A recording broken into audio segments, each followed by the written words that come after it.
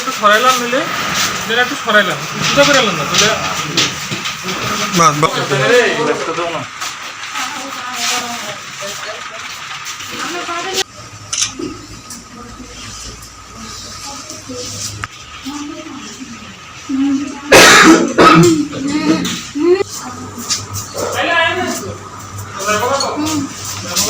টিকালিয়া মারছে, স্বামীর নাম সুমন সিং। টিকালিয়া মারছে, এটা কোথায়?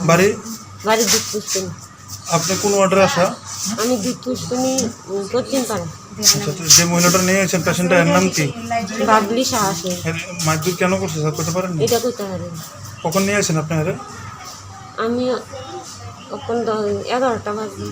কি দিয়ে নিয়ে এসেছেন? কেমনে আনছেন? কেমনে? Fire service. ফায়ার সার্ভিস দিয়ে আনছেন। বোন নাম কি? বাবলি সাহসী।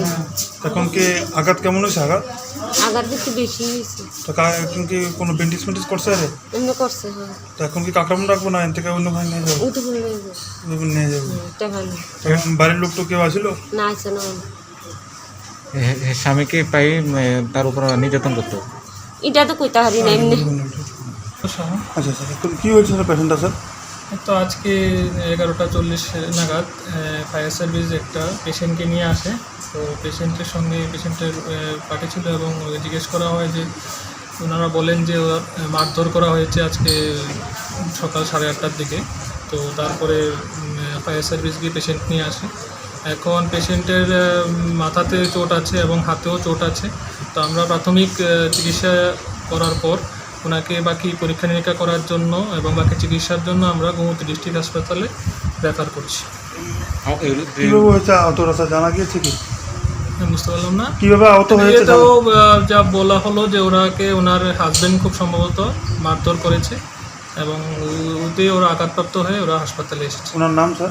ওনার নাম বাবলি সাহসী। কীভাবে আনা হয়েছিল স্যার? ফায়ার সার্ভিস নিয়ে এসেছে। বয়স কত হবে?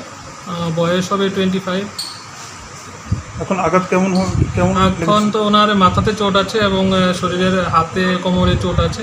তো এগুলো তো বাকি এক্সরে বা অন্যান্য পরীক্ষার মাধ্যমে বোঝা যাবে ওর গুরুতর আঘাত না ভিতরে কোনো আঘাত আছে কিনা। তার জন্য আমরা ওনাকে গোমতী ডিস্ট্রিক্ট হাসপাতালে রেফার করছি।